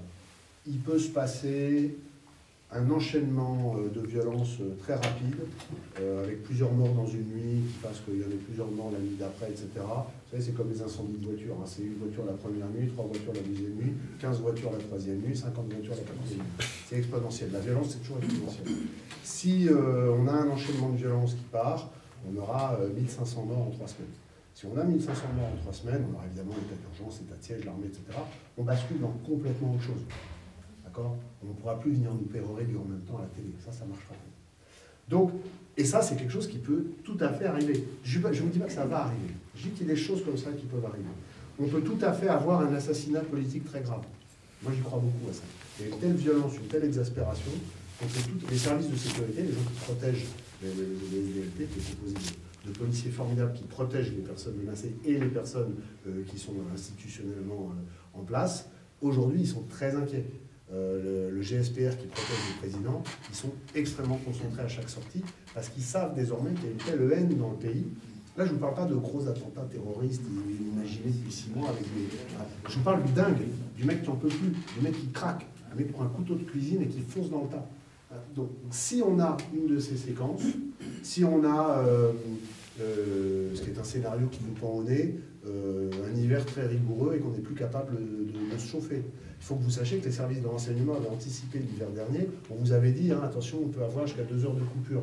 Mais en vrai, ils avaient anticipé, les services de renseignement avaient anticipé 3 à 4 heures. L'un des patrons d'EDF m'a dit en 2021, c'est-à-dire avant la guerre en Ukraine, il m'a dit, à cause des conneries des socialistes, on a cassé le jouet, et en 2025, me dit-il, en 2021, on ne pourra pas chauffer tout le monde l'hiver.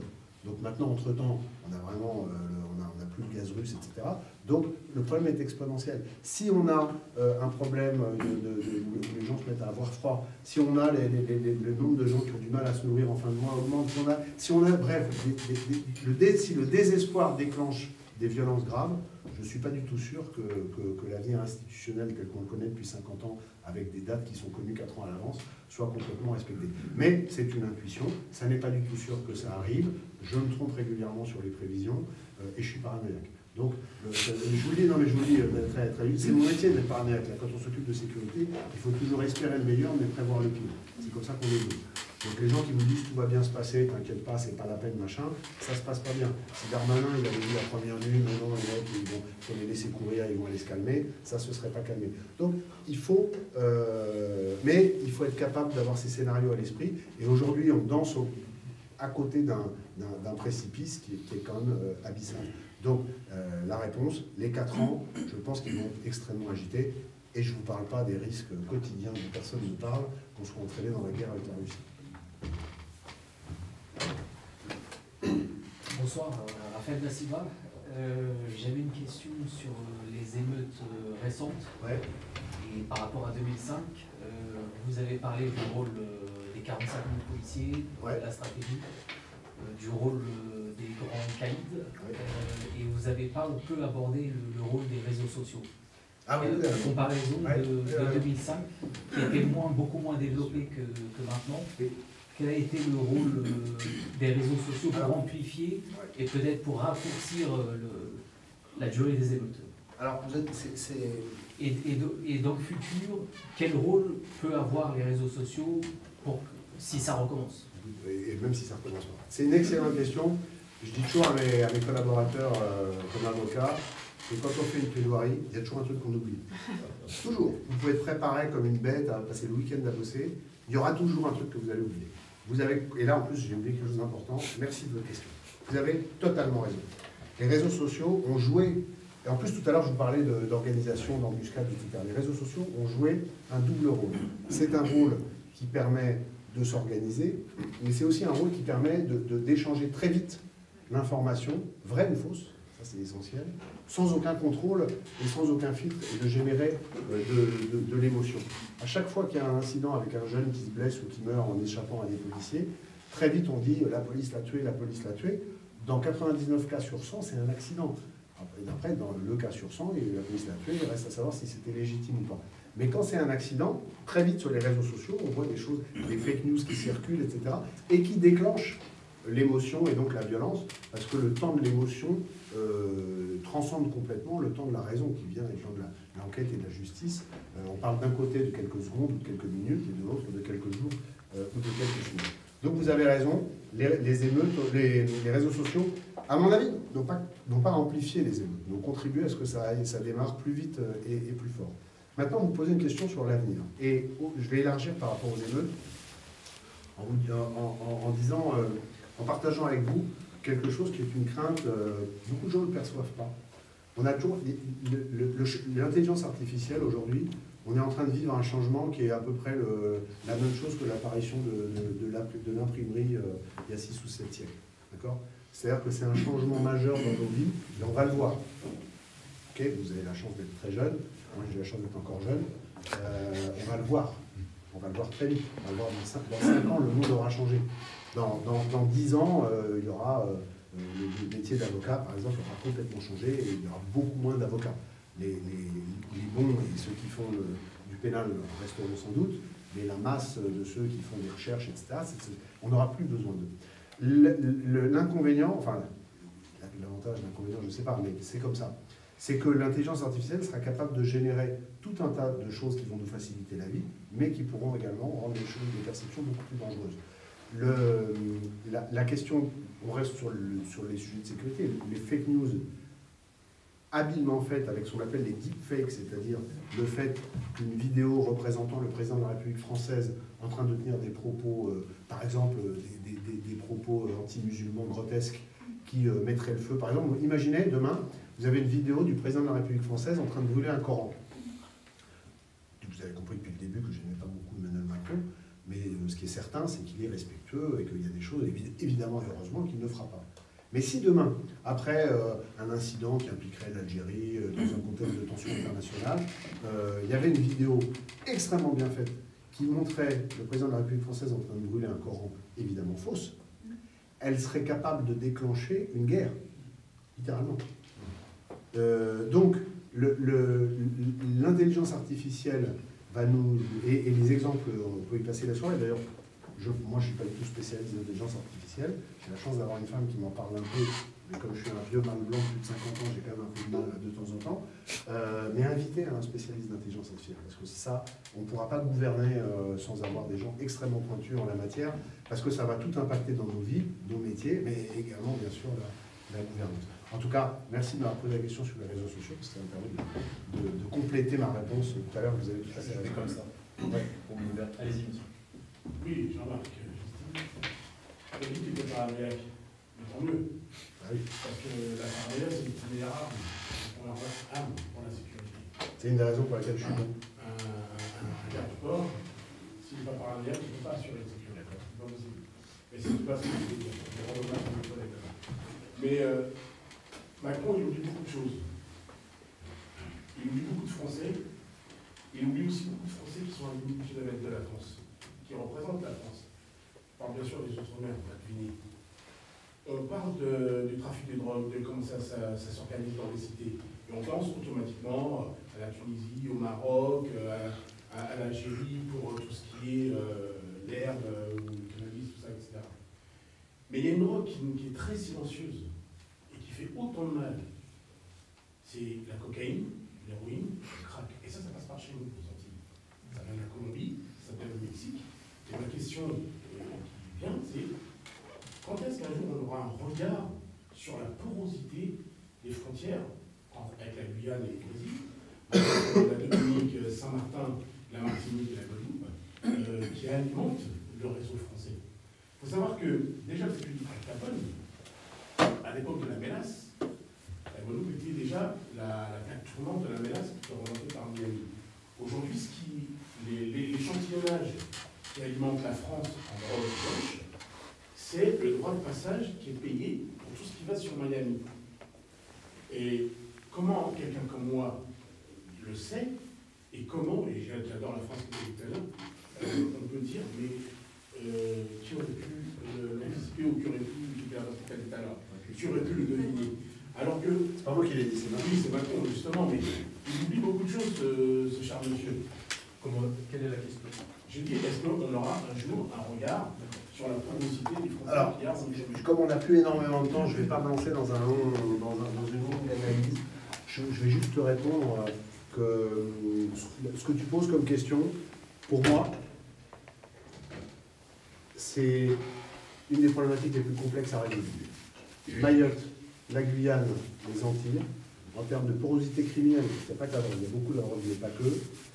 On sait aujourd'hui que les grands ports européens, Rotterdam, Anvers et maintenant Le Havre, sont de plus en plus sous la coupe des trafiquants sud-américains qui sont en train, quand un État est faible, il y a la nature horreur. Donc la Hollande et la Belgique sont en train de.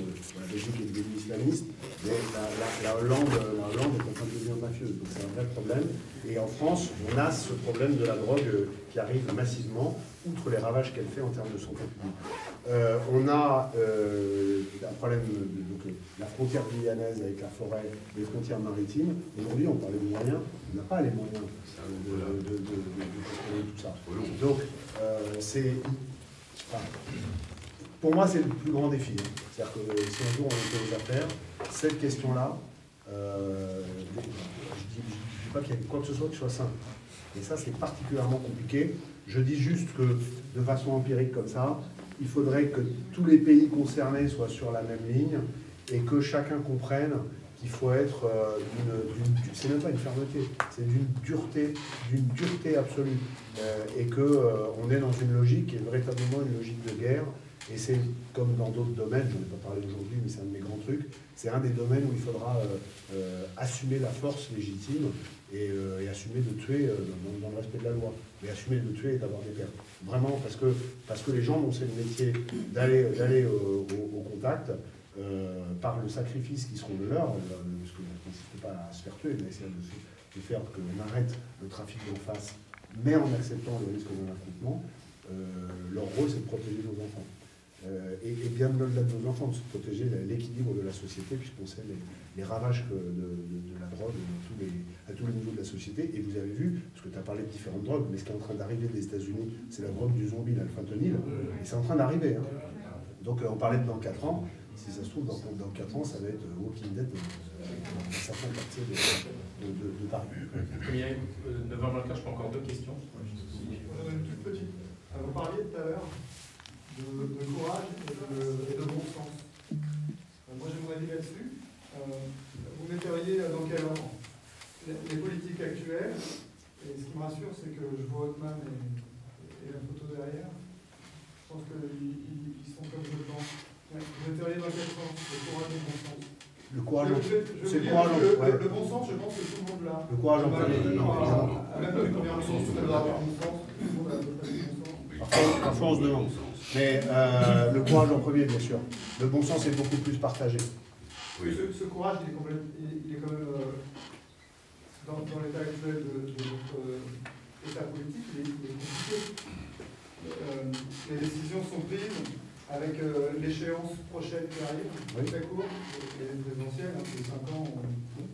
La première année, on pense déjà à la campagne qui arrive. Et puis il y a autre chose, mais pour compléter ce que tu dis, Raphaël, il y a le fait que les politiques, mais c'est humain, hein, et ils regardent beaucoup ce qu'on dit d'eux, et ils ont tendance, et encore une fois, je vous dis sur les questions dont on parle, 70 à 80% de la population serait en faveur d'une politique ferme et de bon sens, dans le respect évidemment des valeurs fondamentales de la République, mais en fait, je vais vous faire un aveu, mais vous le savez, qu'est-ce qui manque aux mecs de droite? d'être de droite. Le mec de droite, il veut plaire à Mediapart. Mais moi, je rêve d'avoir un article où on dise le nouveau héros à ULT de la droite française, c'est Thibault de Montbrial et c'est un fasciste. Mais qu'ils l'écrivent. Moi, je sais que c'est pas vrai. Vous savez que c'est pas vrai. Et ça fera parler de moi. Mais allez-y, traitez-moi de fasciste. Dans Le Monde, faites un article pour dire que je suis un islamophobe. Mais oui, oui, je veux lutter contre l'islamisme. Mais dites-le, reconnaissez-le. Mais là, le politique de droite, il fait toujours un truc en disant oui, mais alors quand même, parce qu'il faut faire attention. Non, il ne s'agit pas d'être un bourrin, comme mes camarades, certains de mes camarades sérieux que je salue. Il s'agit juste d'assumer ce qu'on est. Moi, je vais vous faire un aveu. L'autre jour, j'ai vu le président Sarkozy à la télé vendre son livre, là. J'ai regardé ma femme et j'ai dit quel dommage que ce mec-là ait jamais été président.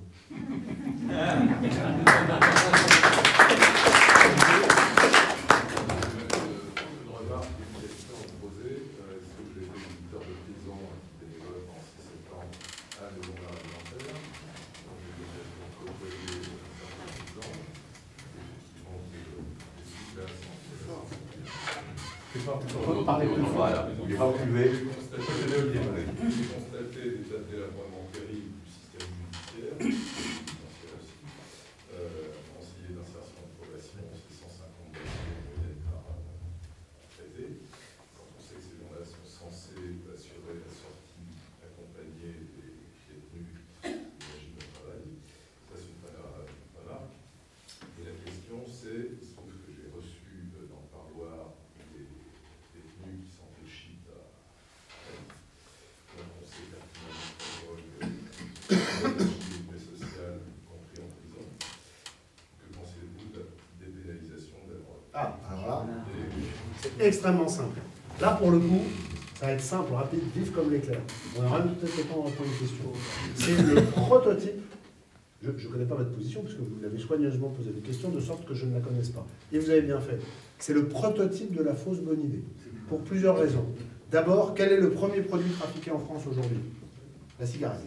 Que je sache, la cigarette n'est pas un produit interdit. Deuxièmement, le lien, tous les pays qui ont essayé de dépénaliser, certains États américains, la Hollande, etc., n'ont pas fait disparaître les trafiquants, puisque les trafiquants, en général, ils ont une palette. Le gars, il ne fait pas que du shit, il fait du shit, mais il fait aussi un certain nombre des produits que tu as évoqués, Jean-Marc, dans ta question. Troisième argument, et non des moindres, c'est que l'État, vu la teneur en THC aujourd'hui, c'est-à-dire la saloperie qu'il y a dedans, pour les non-spécialistes, l'État français ne vendrait jamais un produit aussi nocif ou d'aussi bonne qualité, selon le côté où on se place, que ce qui est dans la rue aujourd'hui. Et donc, vous auriez du légal avec un pauvre truc qui ferait à peine de l'effet à une arrière-grand-mère, caricature à peine. Et puis, sur le marché noir, il y aurait toujours des produits qui, eux... On va tirer du Canada d'un côté et voilà. de l'autre. Voilà.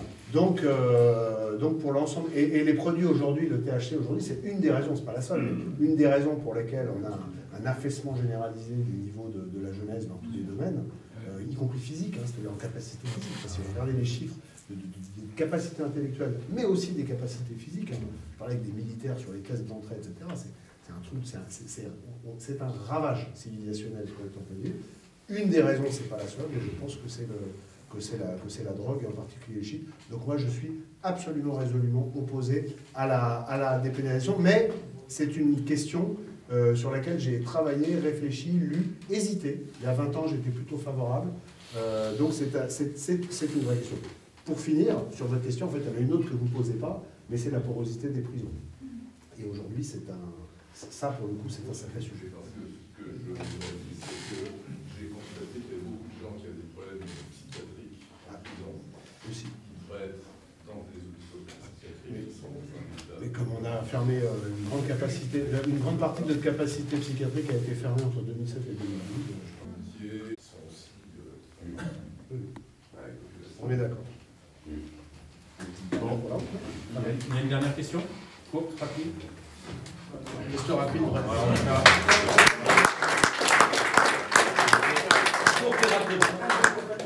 Quand tu as parlé tout à l'heure de régime, pays, etc., ouais.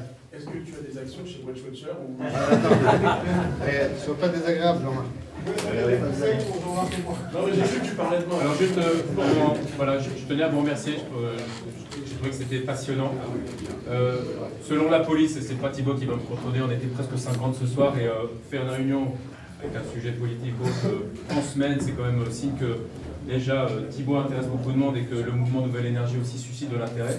Merci beaucoup, parlez-en autour de vous. On a été bien organisé. Mais oui, merci. Donc, ceux qui veulent passer un petit peu de temps